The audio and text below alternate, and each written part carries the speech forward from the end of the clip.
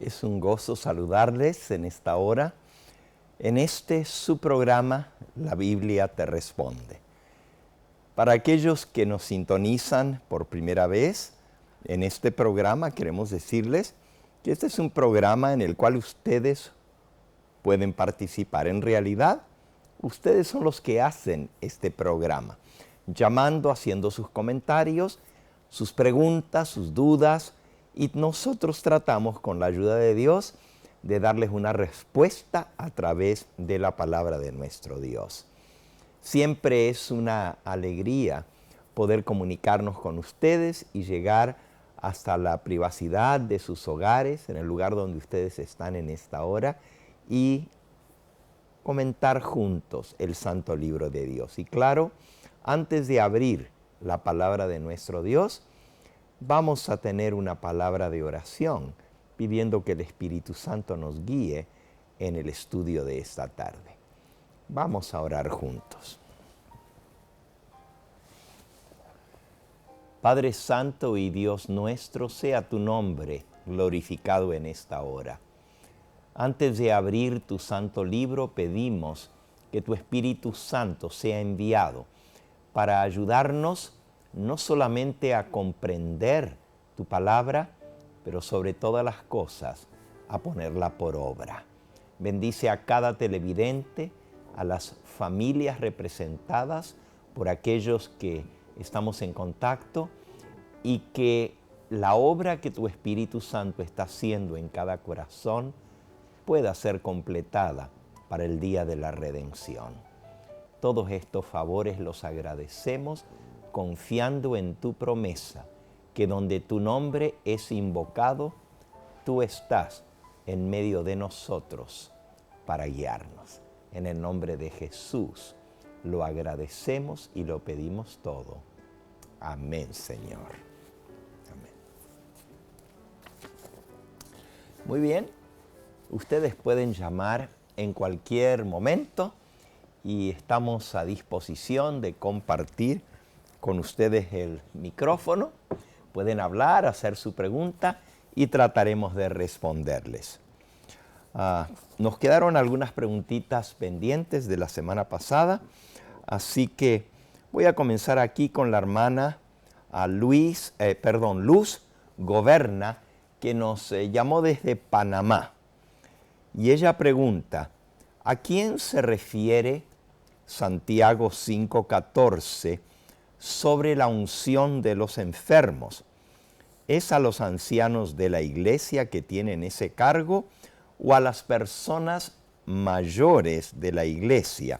Si me pueden ayudar, por favor. El pasaje de Santiago capítulo 5 es un pasaje muy hermoso y es una instrucción que tenemos de parte del Señor para aquellos que están enfermos.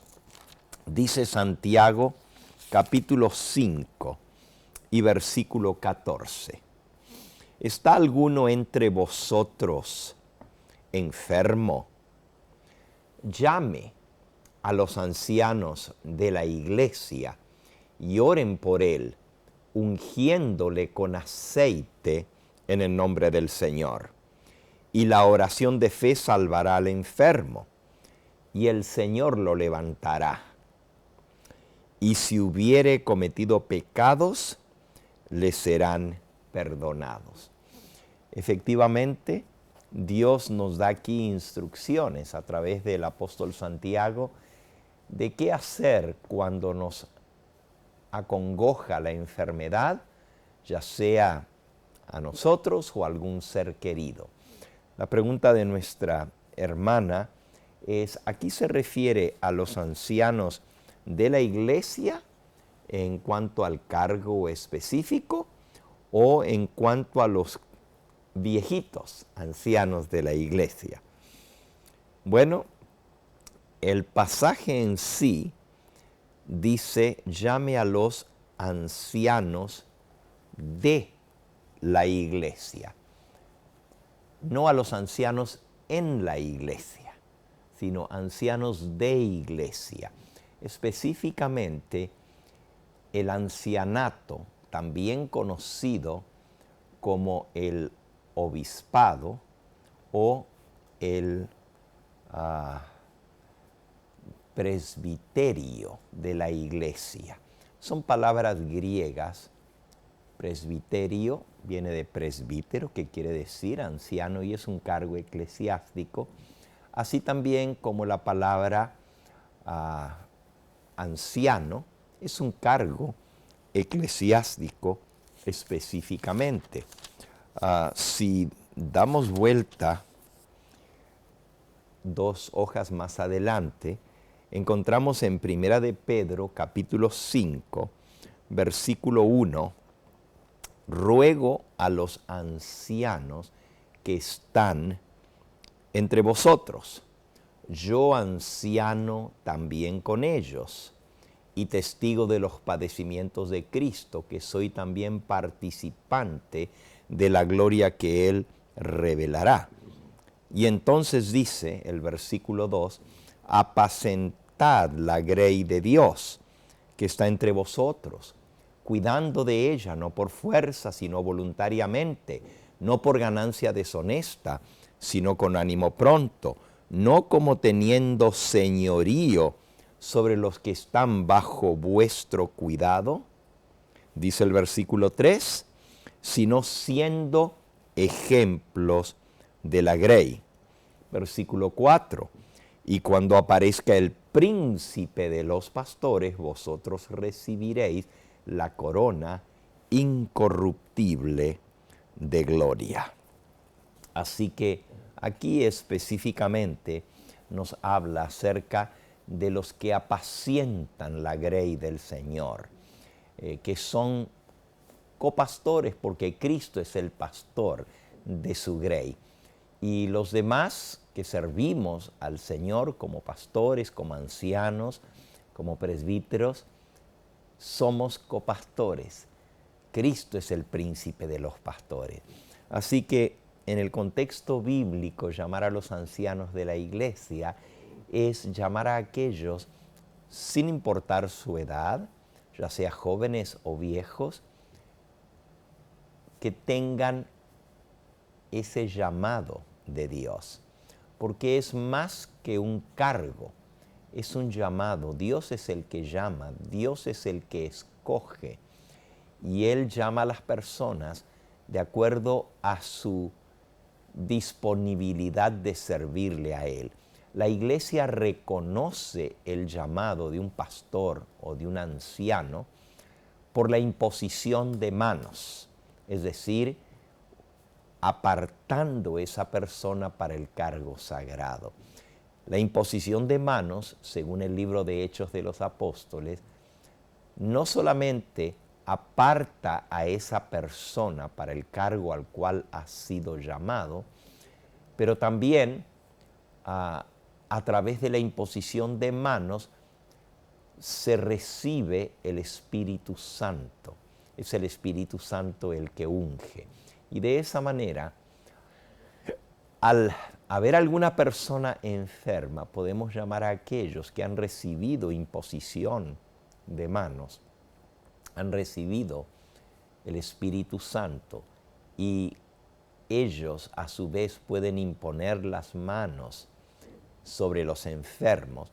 Y hay 2 maneras de hacerlo. Por ejemplo, en el libro de San Marcos, en el capítulo 6, San Marcos capítulo 6, nos dice en el versículo 13, echaban fuera muchos demonios y ungían con aceite a muchos enfermos y los sanaban. Así que efectivamente el ungimiento con aceite es una manera de pedir a Dios por la sanidad. La otra manera es imponiendo las manos al orar sobre esa persona. Qué privilegio tan grande venir al Señor y a través de un siervo escogido por Él mismo, su instrumento aquí en la tierra, recibir oración, recibir imposición de manos para el sanamiento o recibir el ungimiento con aceite. En última instancia es Dios el que sana, pero Él usa un instrumento humano. Por eso la Biblia nos habla de aquellos que tienen los dones, entre ellos el don de sanidad. No siempre Dios escoge sanar a una persona. A veces Él tiene otro propósito, pero nuestro privilegio es pedirle con fe. Y si pedimos con fe y es la voluntad del Señor, Él responderá a nuestra oración. Espero, mi hermanita que nos llamó desde Panamá, que esto haya respondido a su pregunta. Vamos a dar lugar ahora, esa era la hermana Luz, que nos llamó desde Panamá. Vamos a dar oportunidad a la hermanita Elsa, que nos llama desde Pacoima. Bienvenida y adelante, hermana, con su pregunta. Es un gusto saludarle. Sí, sí, hermano. Buenas tardes, hermana. Adelante. Puede hacer su pregunta. Ajá, fíjese que como con este virus que anda y todo, yo creo que la gente anda asustada y andan diciendo que han visto los 4 jinetes de Apocalipsis, hermano, que dicen que han visto que pues los cielos, los jinetes. Yo quiero saber si de veras son de verdad o son simbólicos, que se van a ver o no, porque la gente anda diciendo que los mira que andan corriendo y todo. Yo quisiera que me dijera a ver si son simbólicos o verdaderos esos caballos, esos jinetes. Gracias, Gracias. hermanita Elsa. La hermana Elsa está haciendo referencia a un pasaje en el libro de Apocalipsis, en el capítulo 6. Se titula este capítulo Los sellos. Y aquí se da una descripción de lo que está sucediendo en la corte celestial, donde Jesús ministra por nosotros. Comenzando desde el capítulo 4 se ve la escena de la corte celestial y el inicio del juicio previo a la venida de nuestro Señor Jesucristo. Dice Apocalipsis 4, versículo 2, al instante yo estaba en el Espíritu y aquí un trono establecido en el cielo y en el trono uno sentado. Y luego dice el versículo 4, y alrededor del trono había 24 tronos, y vi sentados en los tronos a 24 ancianos, vestidos de ropas blancas y con coronas de oro en sus cabezas. Esta escena es muy similar a la que vio el profeta Daniel en el capítulo 7 y en el versículo 9. Estuve mirando hasta que fueron puestos tronos. Y se sentó un anciano de días, cuyo vestido era blanco como la nieve, y el pelo de su cabeza como lana limpia. Su trono llama de fuego y las ruedas del mismo fuego ardiente. Versículo 10, un río de fuego procedía y salía de delante de él. Millares de millares le servían. Millones de millones asistían delante de él. El juez se sentó y los libros fueron abiertos. Volviendo al libro de Apocalipsis, después de describir la escena del juicio donde son puestos tronos, se sienta el anciano de días y alrededor de él 24 tronos para juzgar. En el capítulo 5 dice Juan que él vio en la mano derecha, versículo 1, del que estaba sentado en el trono un libro escrito por dentro y por fuera y sellado con 7 sellos. Ese libro contiene la historia de toda la humanidad y los 7 sellos representan los 7 períodos de la historia de la humanidad, 7 épocas, y los hombres somos juzgados de acuerdo a esas 7 épocas, o a lo largo de esas 7 épocas se va juzgando a las personas que vivieron en el juicio durante estas 7 épocas. En el capítulo 6, entonces, nos habla de cómo el Cordero va abriendo cada uno de esos sellos. Apocalipsis 6.1, cuando el Cordero abrió uno de los sellos, oía uno de los 4 seres vivientes decir con voz de trueno, ven y mira. Y miré y aquí un caballo blanco, y el que lo montaba tenía un arco y le fue dada una corona y salió venciendo para vencer. Luego dice el versículo 3, cuando abrió el segundo sello, oí al segundo ser viviente que decía, ven y mira. Y salió otro caballo, bermejo, rojo. Y oí al segundo ser viviente que decía, ven y mira. Y se le dio el poder de quitar de la tierra la paz y que se matasen unos a otros, y se le dio una gran espada. Versículo 5, cuando abrió el Cordero el tercer sello, oí al tercer ser viviente que decía, ven y mira, y miré, y aquí un caballo negro, y el que lo montaba tenía una balanza en la mano. Así se van mencionando los primeros 4 sellos. Juan ve en visión cómo el Cordero abre esos sellos y salen 4 caballos, el primero uno blanco, el segundo uno rojo, el tercero un caballo negro y finalmente el cuarto caballo, un caballo amarillo. Esta es una visión simbólica, hermana Elsa. No es una visión literal que salen 4 caballos literales. En el libro de Zacarías, en el capítulo 4, se nos indica, hay también visión de caballos de distintos colores y se nos indica que son los que recorren toda la tierra, representan a los seres humanos, los habitantes de la tierra que son juzgados. No es una visión literal, no es que hay 4 caballos que van a aparecer, es un símbolo del juicio. Y aquellos que dicen que ahora ya comenzaron a salir los 4 caballos, desconocen el contexto de la Escritura. Leyendo el libro de Apocalipsis en su orden y en su contexto, podemos entender lo que esto significa. Así que es una imaginación fecunda aquel que dice haber visto 4 caballos.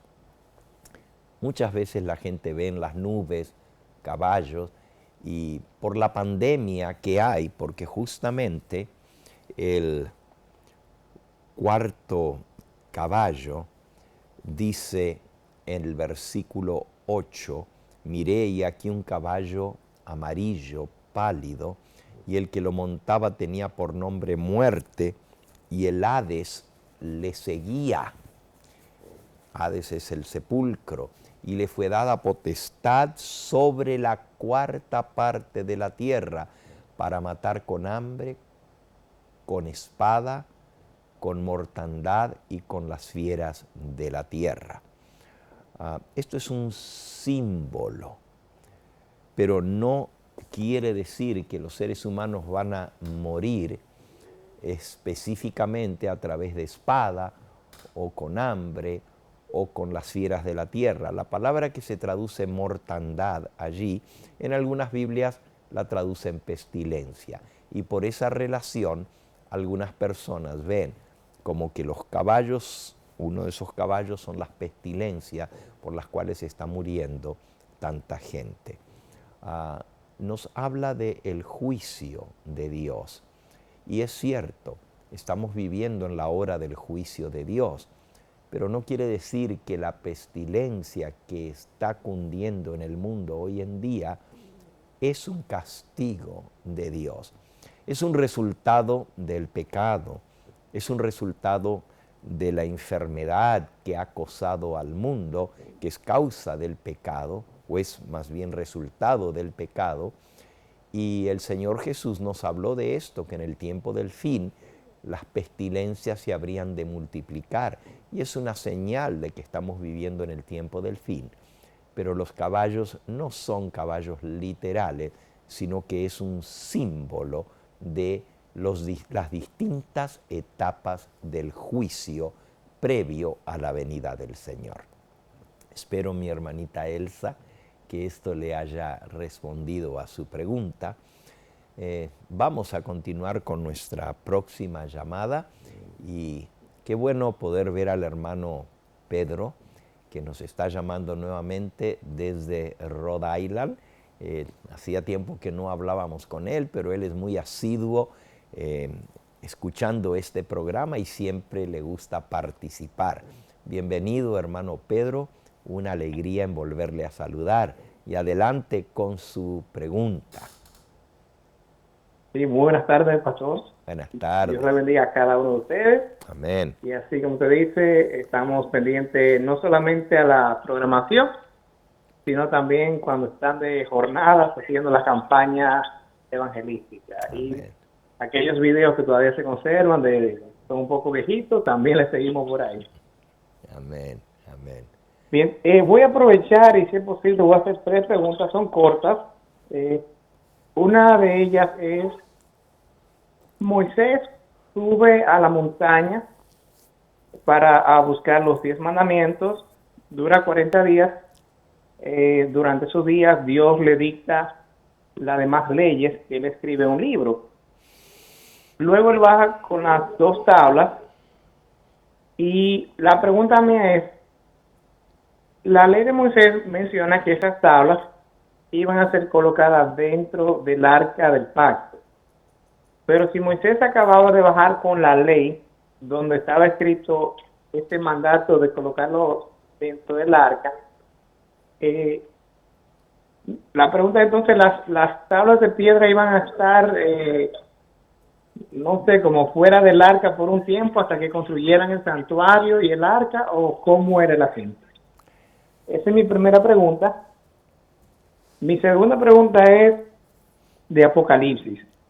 Entiendo que Apocalipsis 17, para ser específico, habla de la gran ramera, la hemos identificado ya como la madre, tanto como el cristianismo apóstata como aquella iglesia romana, y dice que está sentada sobre 7 montes.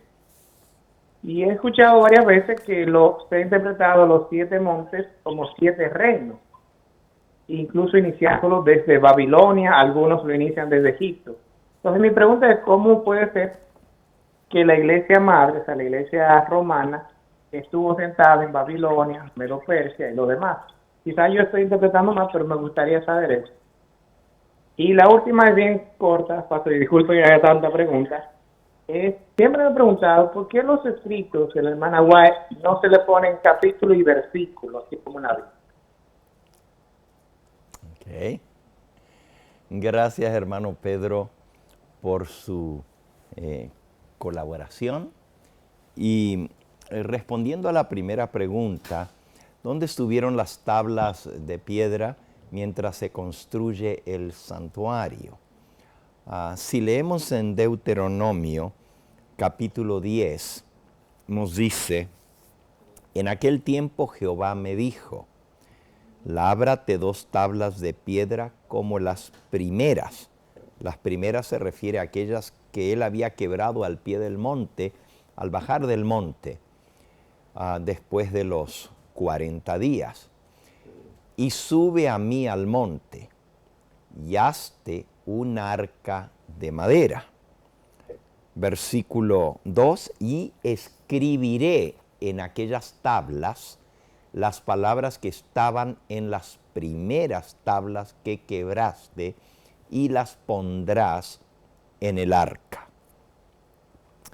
Dice el versículo 3, e hice un arca de madera de acacia, y labré 2 tablas de piedra como las primeras, y subí al monte con las 2 tablas en mi mano. Versículo 4. Y escribió Dios en las tablas, conforme a la primera escritura, los 10 mandamientos que Jehová os había hablado en el monte en medio del fuego, el día de la asamblea, y me las dio Jehová. Versículo 5, y volví, descendí del monte y puse las tablas en el arca que había hecho, y allí están como Jehová me mandó. Según la secuencia que da Deuteronomio 10, Moisés fue el que tuvo que cortar de la piedra y labrar, darle forma, alisar las tablas de piedra. Las primeras, tanto las tablas como la escritura eran de Dios. Las segundas tablas fue Moisés el que las labró, las preparó, y fue Dios el que escribió sobre ellas. Pero también dice que antes de subir al monte, él hizo un arca de madera de acacia. Cuando subió al monte y Dios le entregó las tablas, las colocó en el arca de madera que él había hecho. Eventualmente, cuando se siguen las instrucciones de la construcción del santuario, ese arca de madera va a ser usada como base para la fabricación del arca del pacto. La urna, la caja de madera va a ser toda recubierta de oro por dentro, por fuera, y se le va a hacer la tapa que es el propiciatorio con los ángeles, y en esa misma arca de madera se guardan las tablas de piedra. Es decir, desde que Moisés bajó del monte fueron puestas en un arca de madera, pero luego de eso, al construirse el tabernáculo, el santuario, ya se colocan dentro del arca del pacto que Dios me había mandado hacer para el lugar santísimo en el santuario terrenal. La segunda pregunta tenía que ver con Apocalipsis capítulo 17. El texto es el que dice que son 7 reinos. No es solo una explicación, sino es la aplicación que da el ángel. Dice Apocalipsis 17, versículo 8. La bestia que has visto era y no es, y está para subir del abismo e ir a perdición. Y los moradores de la tierra, cuyos nombres no están inscritos desde la fundación del mundo en el libro de la vida, se asombrarán viendo a la bestia que era y no es, y será. Esto es para la mente que tenga sabiduría. Las 7 cabezas son 7 montes, sobre los cuales se sienta la mujer, y son 7 reyes. Así que los 7 montes sobre los cuales se sienta la mujer están representados también por las 7 cabezas de la bestia. Noten, las 7 cabezas son 7 montes sobre los cuales se sienta la mujer, y son 7 reyes. Así que la misma interpretación del ángel nos da a entender que tanto las cabezas como los montes y como los reinos representan lo mismo. Si la mujer está sentada sobre una bestia con 7 cabezas, obviamente esa bestia es el poder político, pero como tiene una mujer sentada encima y la mujer representa un poder religioso, ¿cómo entonces la mujer, que es Babilonia la Grande, puede estar sentada sobre 7 reinos que han seguido a lo largo de la historia? La respuesta es la siguiente. Babilonia la Grande, la religión babilónica, es la cuna de todas las religiones falsas. Fue a través de Nimrod que se estableció la idolatría, el culto a las imágenes, que se estableció la astrología, la adoración de los astros, del sol, de la luna, de las estrellas, y todas las prácticas y costumbres como las fiestas paganas y como la cantidad de doctrinas, como la inmortalidad del alma, la santidad del domingo y todas las demás doctrinas, vienen de la antigua Babilonia. Y por lo tanto, la mujer representa la parte religiosa, mientras que la bestia representa la parte política del reino. Y así tanto de Babilonia, como de Medo-Persia, como de Grecia, como de Roma y finalmente Roma papal. ¿Cómo es que la Iglesia Católica ahora llega a ser la mujer? Es la misma religión, nada ha cambiado. La misma mujer, la religión falsa, porque para Dios solamente hay dos religiones. Por más que en el mundo haya cantidad de religiones, para Dios solamente hay dos. La mujer pura, santa, fiel, leal a su marido, la esposa del Cordero, que es la Iglesia de Cristo, que defiende la verdad. Y todas las demás iglesias se llaman en el libro de Apocalipsis Babilonia la Grande.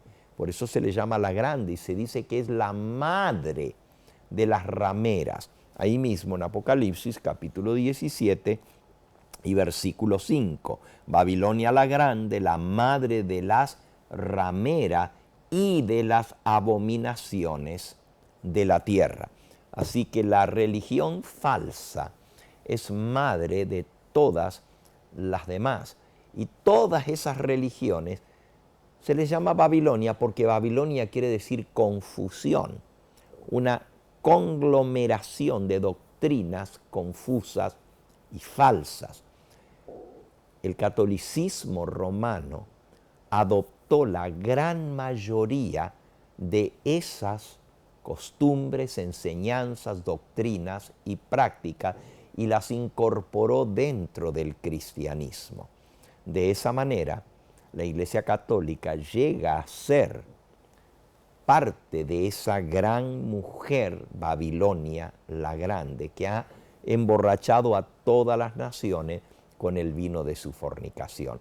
Así que podríamos decir que la mujer representa la religión falsa a lo largo de la historia, desde la época de Babilonia hasta el final del tiempo. Actualmente, la iglesia o la organización religiosa que sostiene esas mismas creencias y prácticas que la gran ramera es la iglesia madre, la Iglesia Católica Romana, con sus enseñanzas sobre la inmortalidad del alma, la adoración de los santos, la adoración de la Virgen, el culto a las imágenes, las fiestas paganas que vienen de la antigua Babilonia.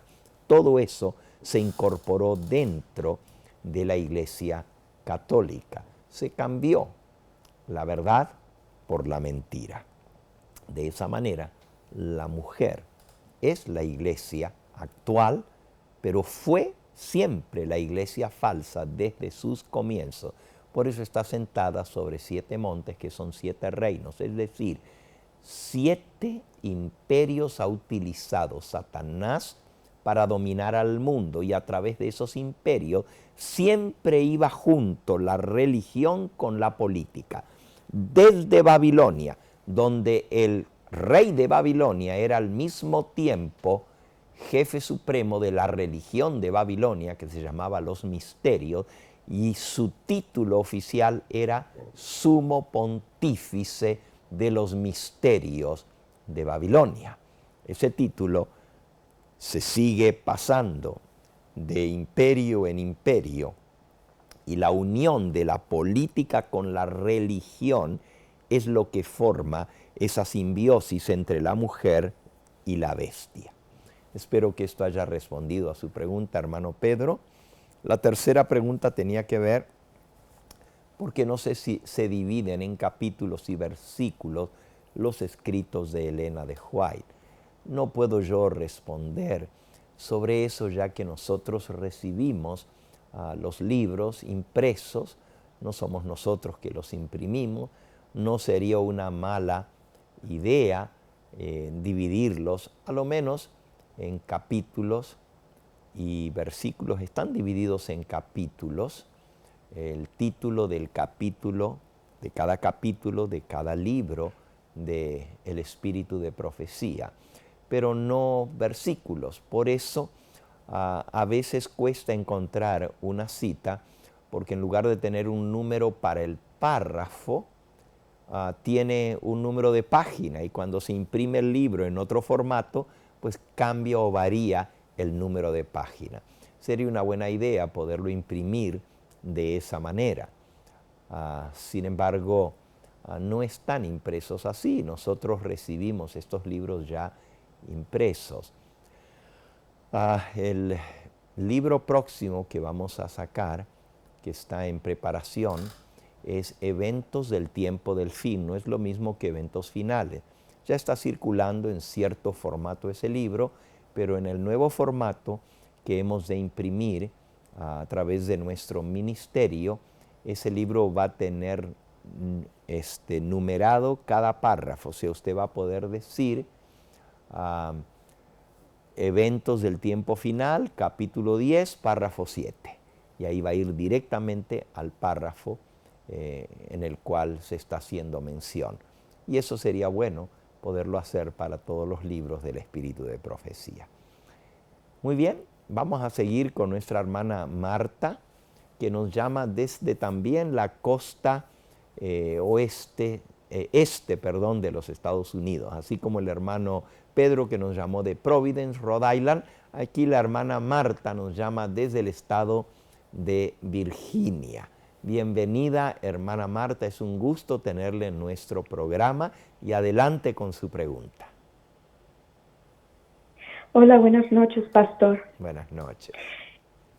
Tengo dos preguntas.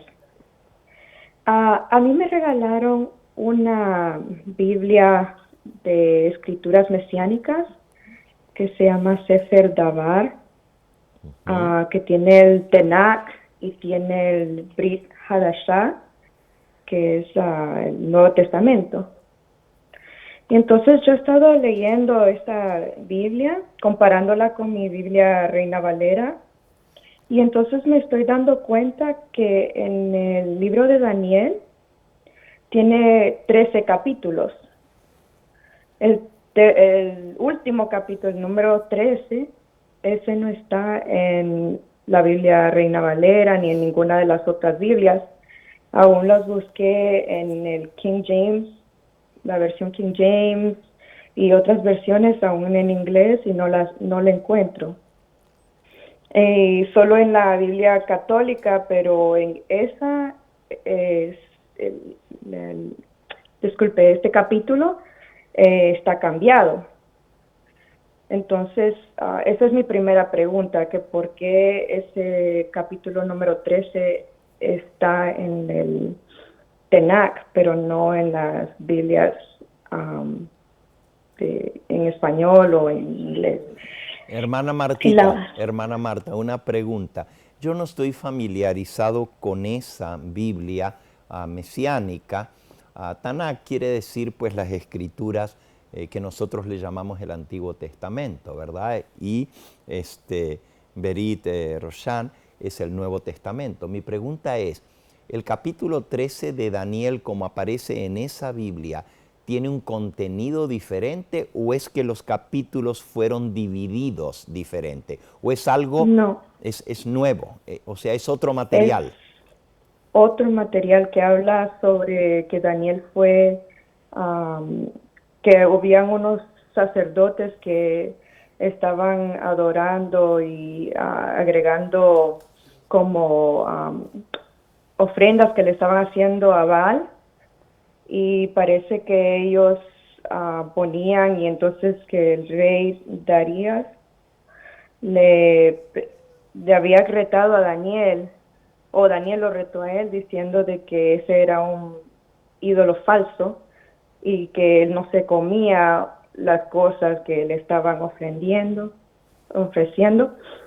y entonces que él le puso como una que fue como cenizas, puso cenizas en el piso, y que los sacerdotes estos se metieron a escondidas por una pasadillo, una puerta escondida y se metían en la noche a comer las cosas, consumir. Y después se dieron cuenta y los tiraron a ellos a los leones que tenía el rey. Esa es una. Y la segunda pregunta que tengo es que en el libro de Mateo, en el capítulo 28, versículo 19, en las Biblias de nosotros dice que hay que bautizarse en el nombre del Padre, del Hijo, del Espíritu Santo. Pero en esta Biblia griega, o que es griega traducido al español, solo dice que hay que bautizarse o dice, por lo tanto vayan a ser apóstoles o talmidim a gente de todas las naciones, dándoles la inmersión en mi nombre. O sea, no dice en nombre del Padre, del Hijo y del Espíritu Santo. Entonces, esa era mi segunda pregunta, que por qué es diferente. Okay. Gracias, pastor.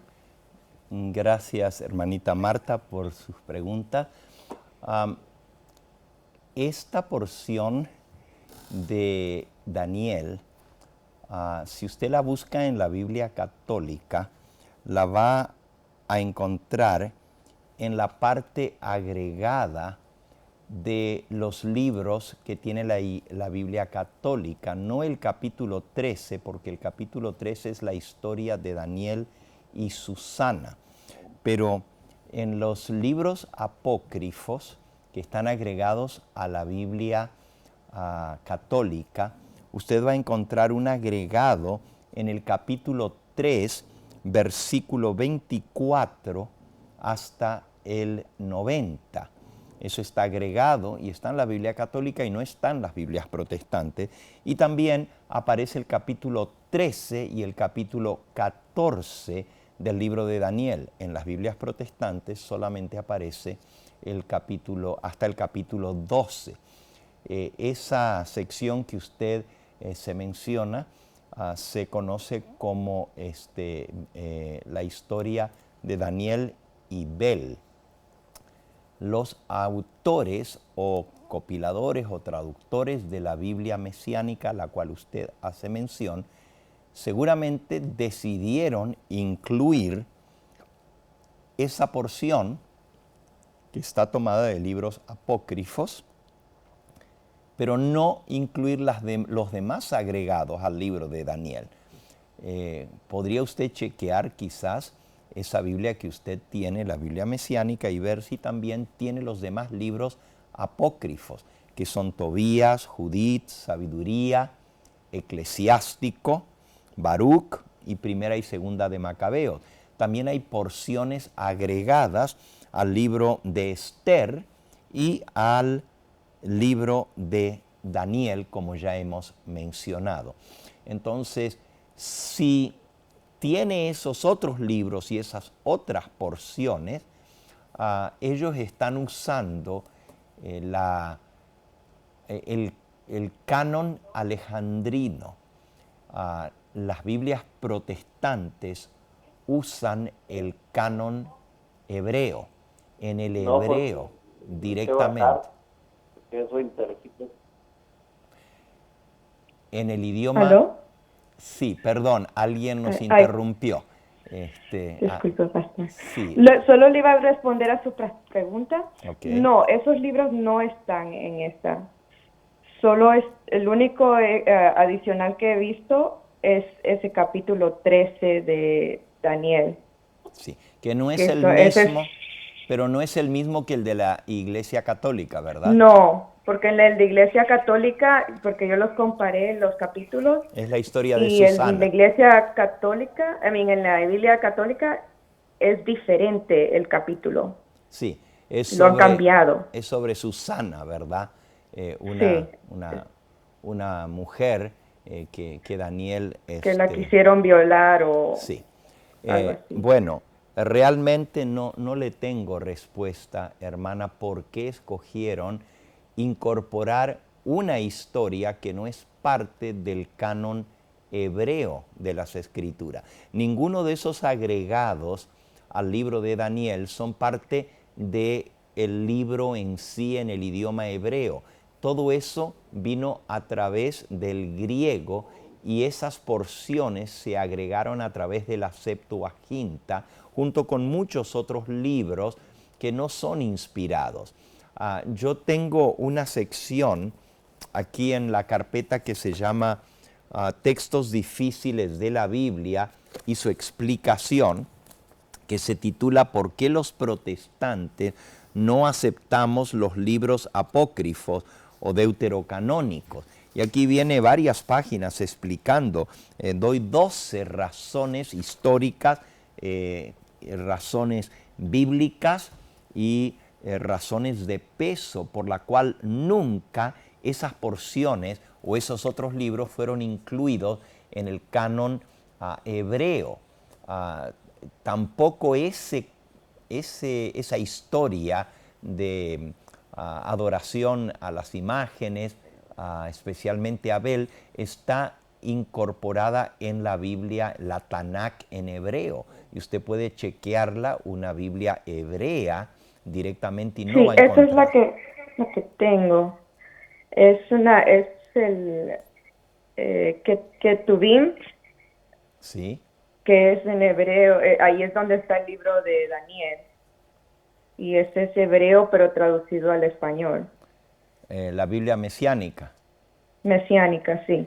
Sí, lo que sucede, hermana, es que las Biblias mesiánicas que yo tengo, esa específicamente no sé quién la imprima, pero las Biblias mesiánicas que yo tengo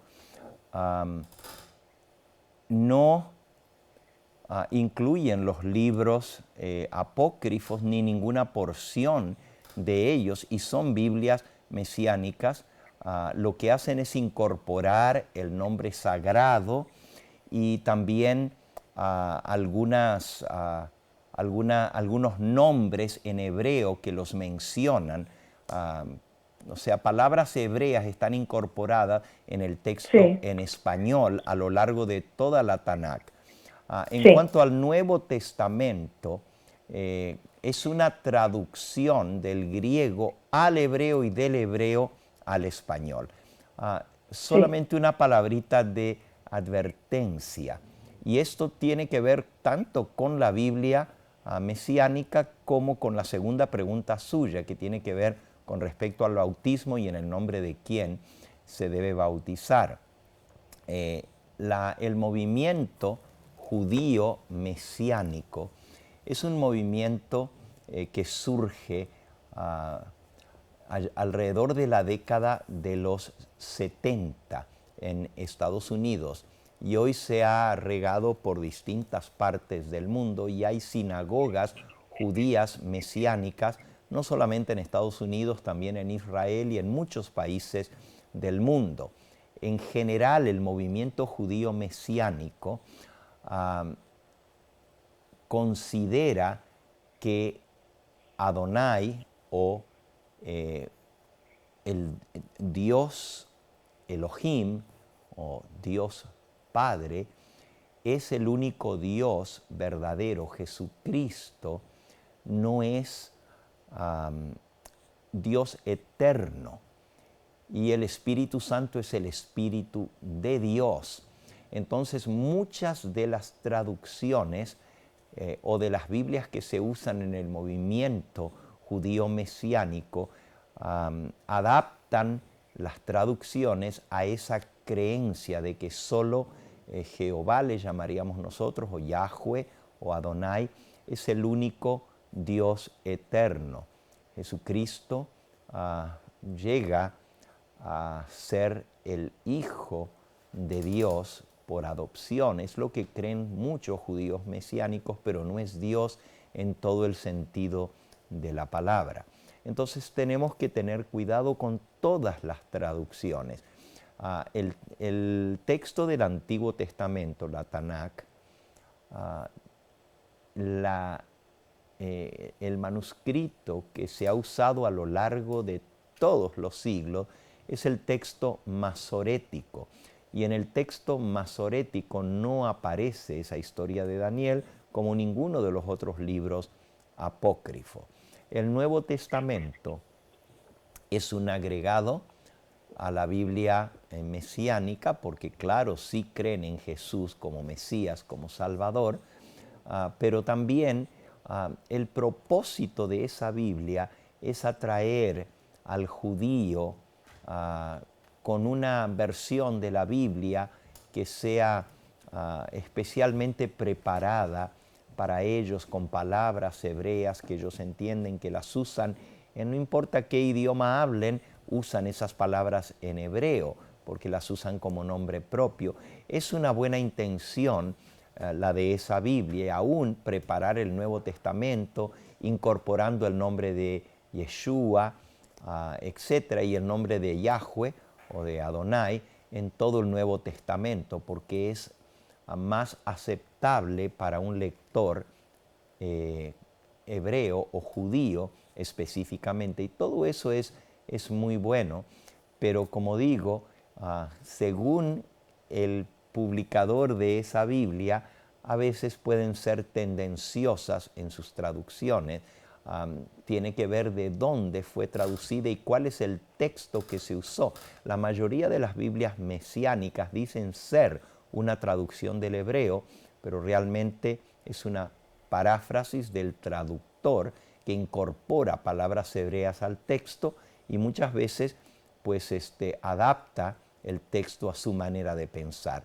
No son consideradas las Biblias mesiánicas traducciones directas del idioma hebreo, sino ediciones preparadas con la mentalidad de ayudar al judío a aceptar a Yeshua como el verdadero Mesías de los judíos. Y eso es algo muy loable y muy bueno, y ha logrado en cierta medida ese propósito de alcanzar a los judíos.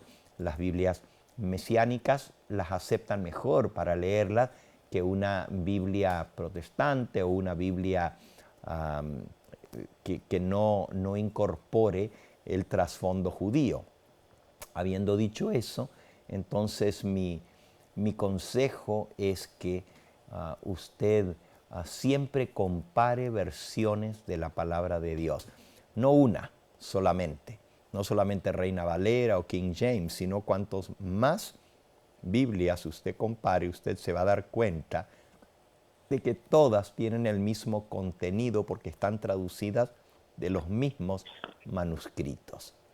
Así es, pastor. Eso es lo que trato de hacer. Por eso es que yo estaba alegre cuando me regalaron esta, porque me gustó que yo puedo aprender los nombres hebreos y comparar con mis otras Biblias. Y bueno, gracias a Dios, como también entiendo inglés, entonces también las comparo con las versiones en inglés. Es muy buena esa costumbre, hermana, pero pues la palabra de precaución es esa, ¿no es cierto? Que cuando usted ve algo que difiere, debe siempre preguntarse, bueno, el que tradujo esa Biblia, ¿por qué lo tradujo de esta manera?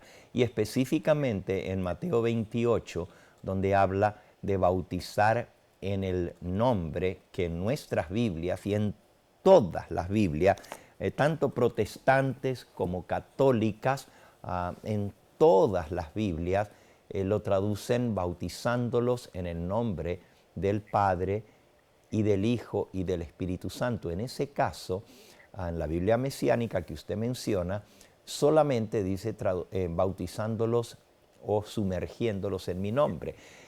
Es bonito que la palabra bautizar se traduzca al español, porque viene del griego, y el griego en que se escribe el Nuevo Testamento usa la palabra bautizo, que es una palabra griega, de donde viene la palabra español bautismo, pero significa literalmente sumergir. Entonces, al leerlo en una traducción más literal, donde se traduce la palabra, pues da a entender cómo debe ser el bautismo, sumergiendo a la persona.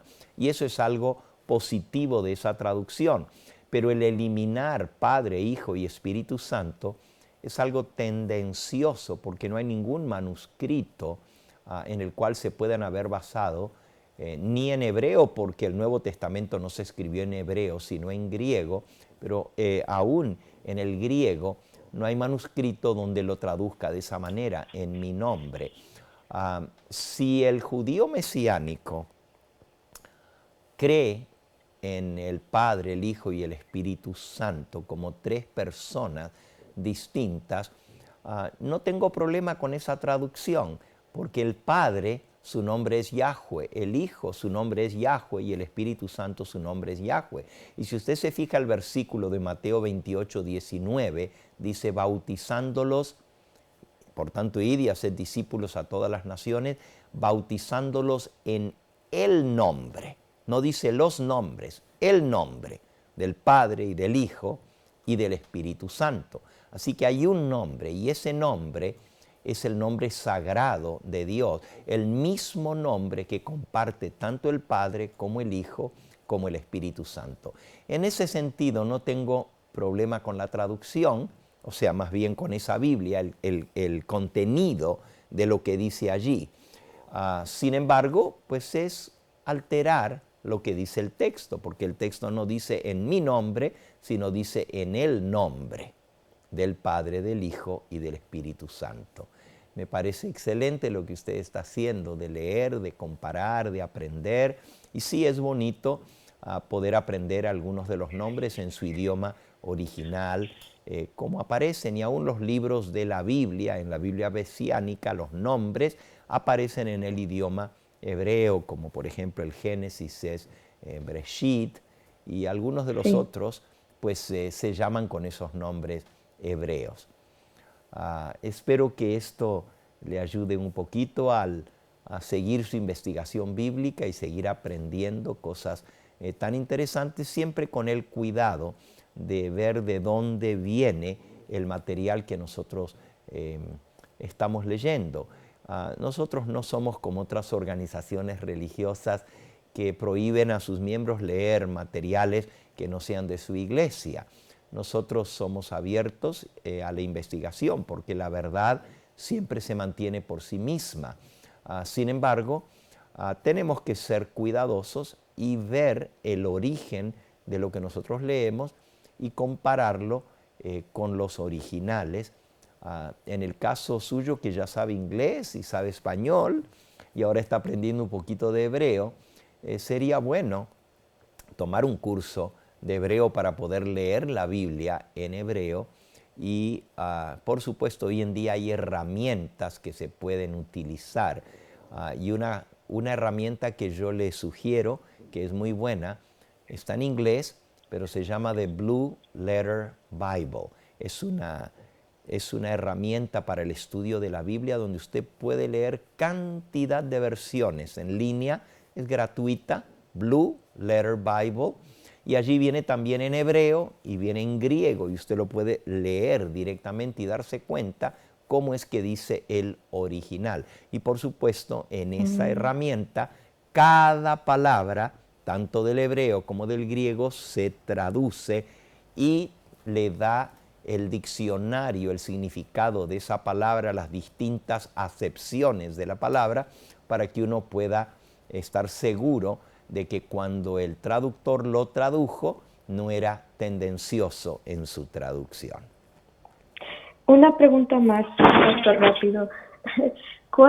¿Hay un diccionario de hebreo al español o al inglés? Sí, hermana, sí hay tanto diccionario del hebreo al español como de hebreo al inglés. Hay una cantidad de diccionarios que usted puede conseguir, los busca en línea, simplemente ponga diccionario hebreo-español o diccionario hebreo-inglés. Uno de los más comprensivos, más completos, es el léxico. Se le llama léxico porque es más que un diccionario, incluye mucha más información y se llama léxico arameo, hebreo, caldeo, porque hay palabras aún en arameo y hay porciones en aramea del Antiguo Testamento de la Tanakh que están escritas en arameo, no en griego, y hay algunas palabras caldeas en caldeo antiguo. Entonces ese diccionario le incluye todas esas palabras también en los distintos idiomas en que fueron escritos.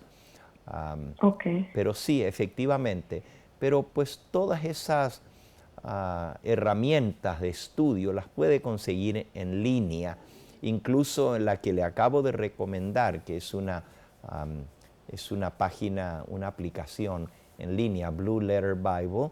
Va a encontrar los diccionarios ahí mismo y los puede consultar gratuitamente, no necesita comprarlos en sí, sino en línea pues puede consultar esos diccionarios tanto del griego eso sí, no está en español ese programa, Blue Letter Bible, está solo al inglés, pero allí puede consultar de una vez el diccionario tanto del hebreo al inglés como del griego al inglés. También le va a dar la traducción del Antiguo Testamento al griego, que se llama la Septuaginta. En el mismo pasaje, cuando usted busca un versículo, le va a poner en hebreo y luego le va a poner en griego según la Septuaginta, que es una Biblia que se tradujo unos 250 años antes de que Cristo naciera en Alejandría, en Egipto, en la biblioteca de Alejandro Magno. Allí se tradujo la Biblia hebrea al griego, pero no solamente se tradujeron en esa Biblia los textos hebreos, sino también se incluyeron en esa Biblia algunos textos directamente en griego, porque todos los libros apócrifos quiere decir que no son genuinamente y no son parte del canon de las escrituras hebreas, todos se escribieron en griego. Eso tienen en común. No se escribieron en hebreo, sino en griego esos libros. Y ya existían antes de la época de Cristo esos libros, ya circulaban en griego, pero los judíos nunca lo aceptaron como parte del canon. Y si usted pues, quiere investigar un poquito más, le digo que en la carpeta sobre textos difíciles tengo una sección entera sobre los libros apócrifos y hay razones de mucho peso, como por ejemplo de que Cristo nunca jamás citó, y él citaba mucho de las escrituras, pero nunca citó un libro apócrifo, mientras que él citó prácticamente de todos los libros del Antiguo Testamento. También los apóstoles nunca citaron un libro apócrifo, mientras que citaron desde Génesis hasta Malaquías la mayoría de los libros del Antiguo Testamento. Esas son razones de peso, porque no, ellos tenían, y es más, cuando ellos escribieron el Nuevo Testamento en griego, usaban la Biblia traducida al griego, y usted puede ver que es una traducción o es tomado directamente de la Septuaginta. Sin embargo, nunca jamás citaron un pasaje de los libros apócrifos que estaban incluidos en la Septuaginta. Bueno, pues todo esto es muy, muy interesante de poder investigar, y qué bonito es poder llegar más profundo a conocer realmente la raíz de nuestras escrituras y cómo nos llegó a nuestras manos. Dios ha preservado no solamente las escrituras. El apóstol San Pablo nos dice en Romanos, en la epístola a los Romanos, que Dios le encargó a los judíos la preservación de las escrituras. Dice Romanos capítulo 3 y versículo 1, ¿qué ventaja tiene pues el judío? Versículo 2, mucho, en todas maneras.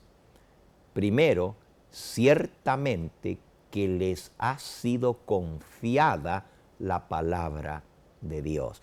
Así que a los judíos Dios les confió la palabra de Dios. Todos los profetas, desde Moisés hasta Malaquías, todos fueron de la nación hebrea, todos fueron judíos.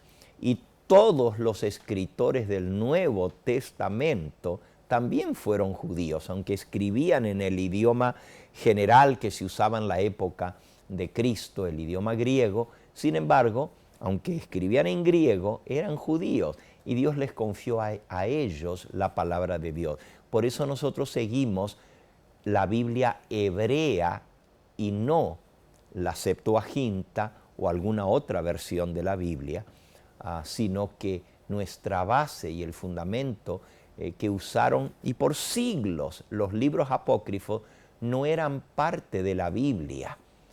Los católicos agregaron esas porciones de la Biblia en el Concilio de Trento, después de la Reforma protestante, como los protestantes acusaban a los católicos de que sus enseñanzas no estaban basadas en la palabra de Dios, como por ejemplo el purgatorio, como por ejemplo la oración por los muertos, la inmortalidad del alma y otros. Entonces los católicos incorporaron esos libros que eran parte de la Septuaginta en la Biblia católica para decir, sí, aquí está en la Biblia. Hicieron un nuevo canon. Un nuevo canon es un conjunto de libros que los incluyeron como si fueran parte de la palabra de Dios. Y eso fue en el año 1545, cuando se aceptan los libros apócrifos. Es decir, por más de 1500 años, la palabra de Dios no incluía esos libros, pero la Iglesia Católica decidió incluirlos porque de esa manera podían justificar algunas de las doctrinas que ellos habían incorporado del paganismo y que están incluidas dentro de esos libros no inspirados. Por eso los cristianos, los evangélicos, los protestantes y los adventistas no aceptamos el canon de Alejandría, sino el canon hebreo. Muy bien, vamos a dar lugar ahora al hermano Guillermo, que nos llama desde Buena Park. Gracias por su paciencia, hermano Guillermo, y bienvenido a su programa La Biblia te responde. Adelante, hermano Guillermo, con su pregunta. Estaba oyendo la señora que estaba de las Biblias que estaba hablando, ¿verdad? Yo tengo la Biblia de Reina Valera 1508 y es la mejor porque tiene información del título arriba de lo que se habla el capítulo, más en medio tiene montones de informaciones donde dice de los otros títulos que dicen lo mismo, ¿ves? Pero ahora aparte son tres cosas que yo tengo, pastor. La pregunta es ¿cómo debemos nosotros prepararnos para el reino de Dios?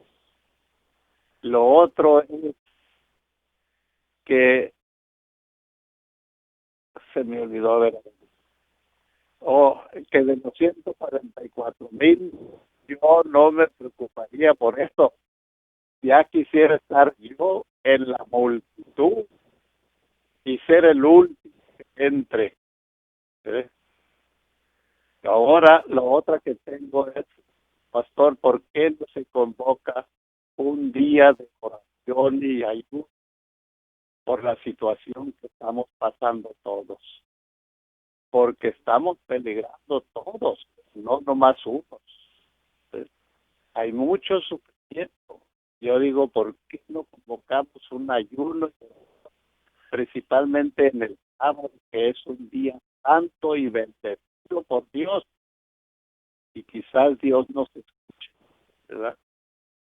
Amén. Y prepararnos, pastor. Yo creo que debemos estudiar profundamente la Biblia, pidiéndole permiso a nuestro Padre Celestial para poder entender lo que leemos y practicarlo para que nos demos cuenta que de verdad tiene la Biblia. Eso es todo mi pregunta, ¿cómo debemos prepararnos? Gracias, hermano Guillermo. Muy buenos sus comentarios. El primero con respecto a la Biblia Reina Valera. En realidad tenemos un privilegio los de habla hispana, los que leemos en castellano, en español, ya que la Biblia que nosotros tenemos en nuestra mano es muy antigua. Viene casi de la época de la Reforma Protestante. Por ejemplo, la Biblia que yo tengo, si usted la abre, la Biblia Reina Valera, en la primera página, dice Antigua Versión de Casidoro de Reina, 1569, revisada por Cipriano de Valera, 1602.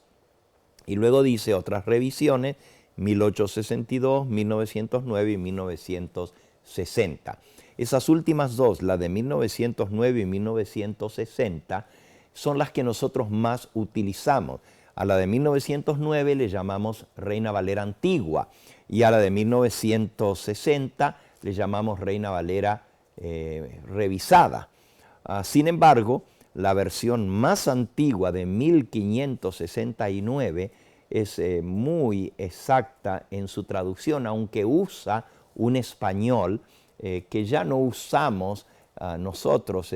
La manera de escribir ha variado con el correr de los años, pero sigue siendo la misma, y Dios nos ha legado a nosotros este tesoro, así como en el idioma inglés, la versión de King James, que viene del 1611, así para nosotros la Reina Valera, que nos viene del año 1602, la revisión, y su primera versión fue en 1569, precede aún a la Biblia en inglés, y es muy buena la traducción Reina Valera. Con respecto al tema de cómo debemos prepararnos para el reino de los cielos, nuestro Señor Jesucristo es muy explícito al respecto. Él nos dice en San Juan, en el capítulo 3, San Juan capítulo 3, Jesús responde, versículo 3, de cierto te digo, el que no naciere de nuevo no puede ver el reino de Dios. Un requisito básico para la preparación para el reino de los cielos, que nos excluiría de no tenerlo, a ese requisito, es el no haber nacido de nuevo.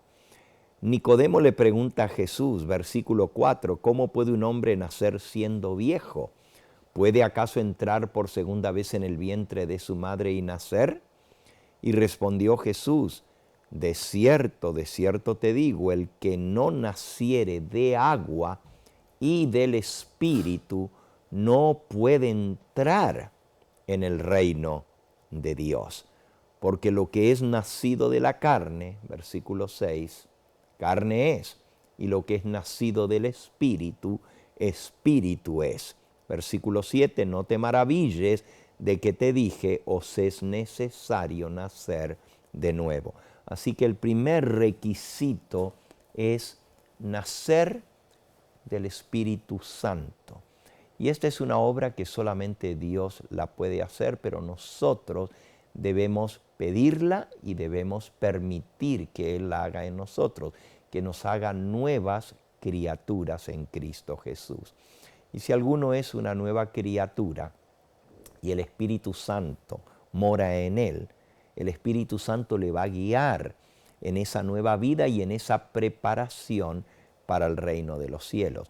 El apóstol Juan, en su primera epístola, nos dice de qué otra manera nosotros necesitamos prepararnos espiritualmente para la venida del Señor. Primera de Juan, en el capítulo 3, nos dice en el versículo 3.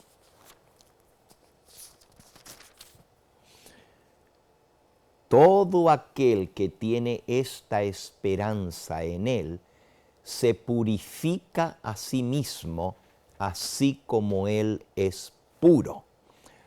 Está hablando de la esperanza de la venida del Señor en el versículo anterior, en el 2, la manifestación de nuestro Señor cuando Él nos venga a buscar, y dice que nosotros vamos a ser semejantes a Él.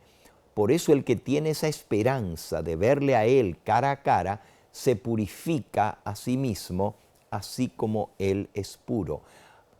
No solamente necesitamos nacer del Espíritu Santo y del agua, que es el bautismo, pero también necesitamos limpiar nuestra vida de toda contaminación, de todo pecado, purificarnos.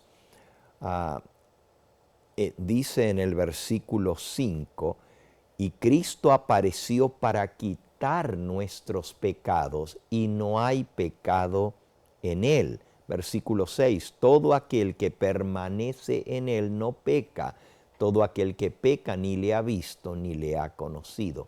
Así que parte de la preparación espiritual para encontrarnos cara a cara con el Señor es no solamente experimentar en nosotros la obra del Espíritu Santo transformándonos, haciéndonos nuevas criaturas, nacer de nuevo, pero también purificar nuestra vida de todo pecado, de toda contaminación, porque cuando Él venga seremos semejantes a Él. Él va a presentar a sí mismo una iglesia pura y santa.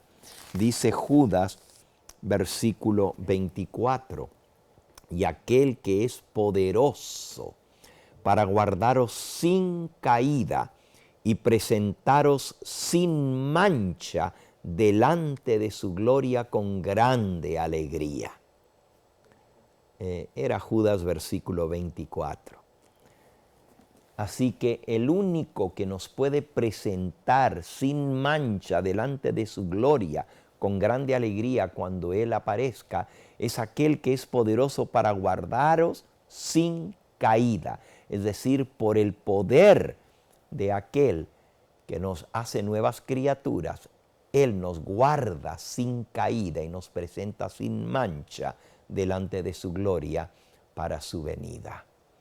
Efectivamente, entrando a su tercera preocupación, hermano, es muy importante que nosotros tomemos en cuenta el ayuno y la oración, y es parte de nuestra preparación. Hay cosas que solamente se pueden vencer con ayuno y oración, como lo enseñó el Señor Jesucristo. Y por eso es tan importante que dediquemos tiempo para orar, para consagrarnos al Señor y para ayunar.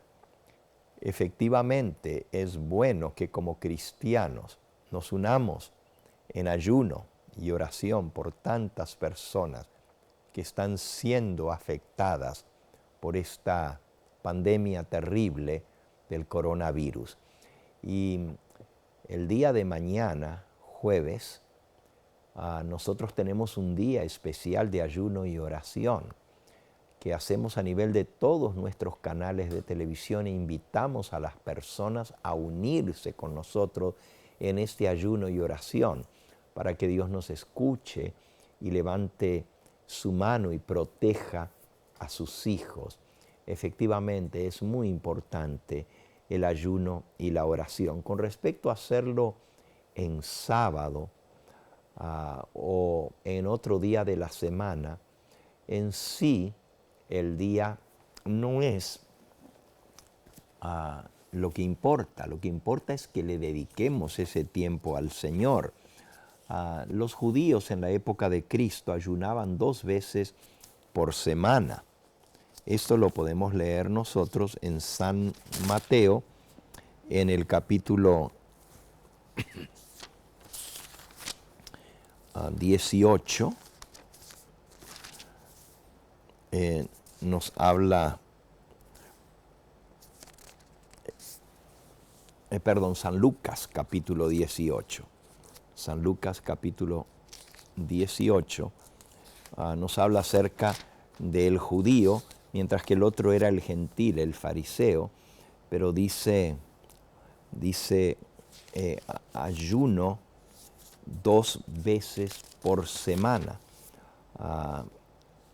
Lucas 18, versículo 10 y 11, 2 hombres subieron al templo a orar, uno era fariseo, el otro era publicano. El fariseo, puesto en pie, oraba consigo mismo de esta manera: Dios, te doy gracias porque no soy como los otros hombres, ladrones, injustos, adúlteros, ni aun como este pecador. Y el versículo 12 dice: ayuno 2 veces a la semana y doy diezmos de todo lo que gano.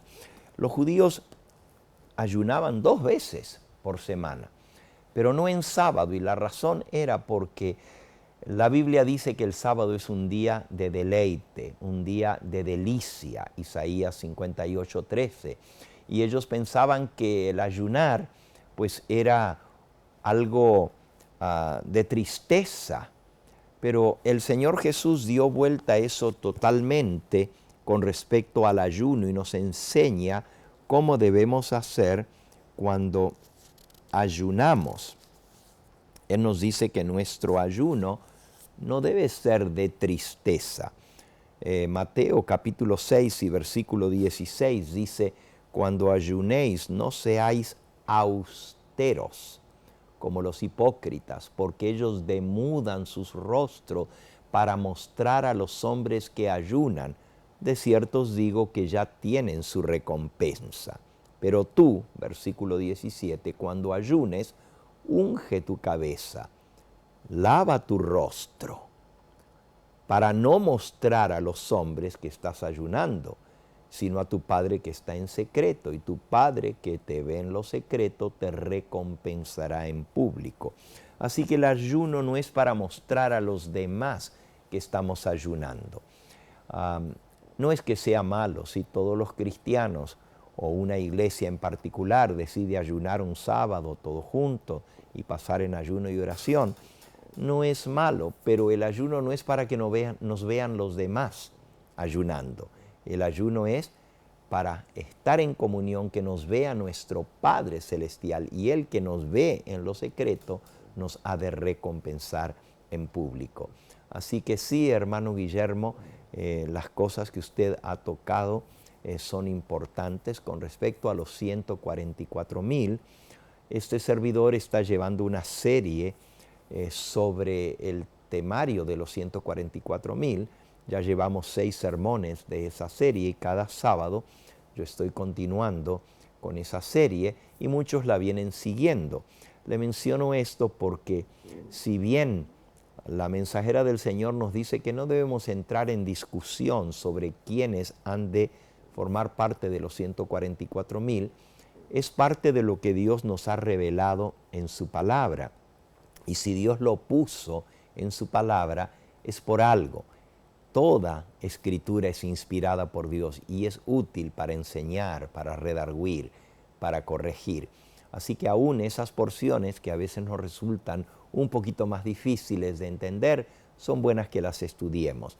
Y es cierto que no todos los redimidos seremos parte de los 144,000. Y como usted mencionó, se conformaría con estar entre la gran muchedumbre de todos los redimidos, con tal de estar en el reino de los cielos. Pero si hemos de estar vivos, si hemos de ser parte de la generación que esté viva en la venida del Señor, o tenemos el sello de Dios en nuestra frente y somos parte de los 144,000, o tendremos la marca de la bestia en nuestra frente o en nuestra mano. No hay otra opción, o el sello de Dios o la marca de la bestia. Por eso es tan importante que entendamos este tema a cabalidad. Si nos toca estar vivos para la venida del Señor, tenemos que ser parte de ese grupo especial.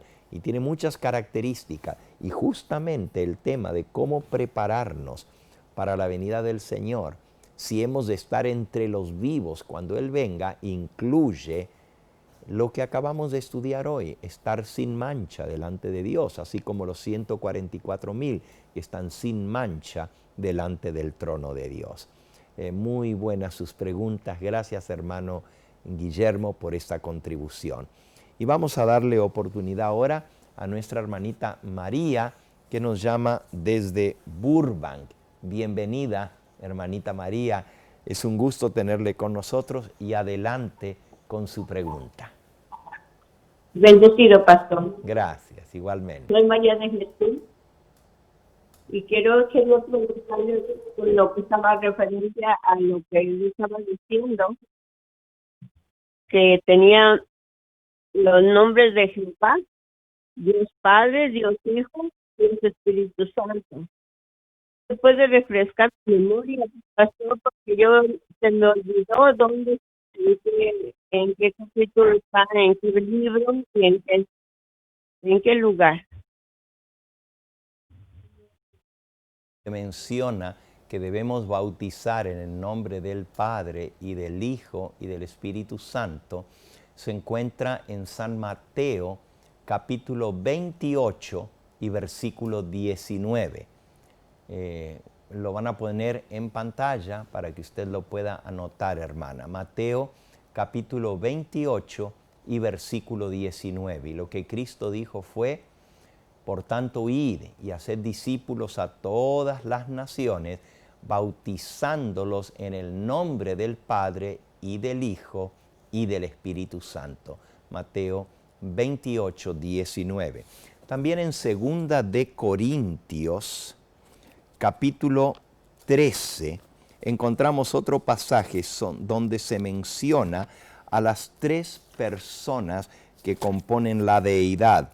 2 de Corintios capítulo 13 y versículo 14 dice así: la gracia del Señor Jesucristo, el amor de Dios y la comunión del Espíritu Santo sean con todos vosotros. Amén.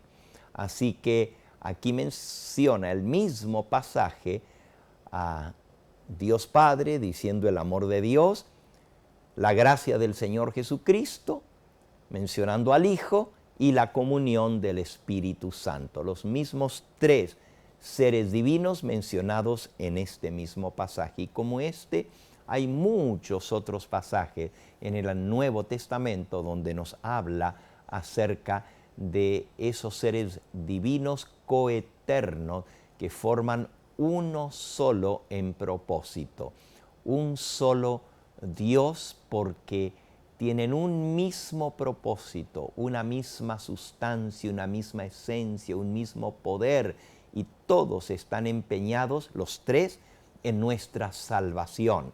Y ese es el plan de redención que se desarrolló aún antes de la creación del mundo, para que cuando fuese necesario nosotros pudiéramos ser salvos. El Padre entregó a su Hijo, el Hijo se entregó a sí mismo y el Espíritu Santo es el que aplica los méritos de la redención de Cristo individualmente a cada uno de nosotros para que podamos ser salvos. Sin la obra del Padre no podríamos ser salvos, sin la obra de Cristo no podríamos ser salvos y sin la obra del Espíritu Santo sería imposible la redención. Bien, gracias hermana María por colaborar con nosotros. Nos da mucho gusto haber compartido este programa con ustedes el día de hoy. Nos quedaron muchas preguntas todavía pendientes para nuestro próximo programa, la semana que sigue. Cada miércoles a esta hora estamos transmitiendo en vivo y ustedes pueden participar de este programa La Biblia te responde. Hoy se nos acabó el tiempo, ya que en unos minutitos más inicia la programación de Palabras de Vida. Hoy vamos a estar escuchando al pastor Wilfredo Gerena con el tema de hoy, Palabras de Vida. Quiero recordarles también que este próximo sábado estaremos reabriendo nuestra iglesia de Norwalk, solo que en una nueva localidad. Estaremos ahora en la ciudad de Bell Garden. Si queremos invitarles, este servidor estará allá este próximo sábado. La dirección es 10035 de la Washington Street. Repito, 10035 Washington Street en la ciudad de Bell Garden. Están todos cordialmente invitados a venir a acompañarnos este sábado. El Señor les bendiga y les guarde y seguimos en sintonía con el próximo programa.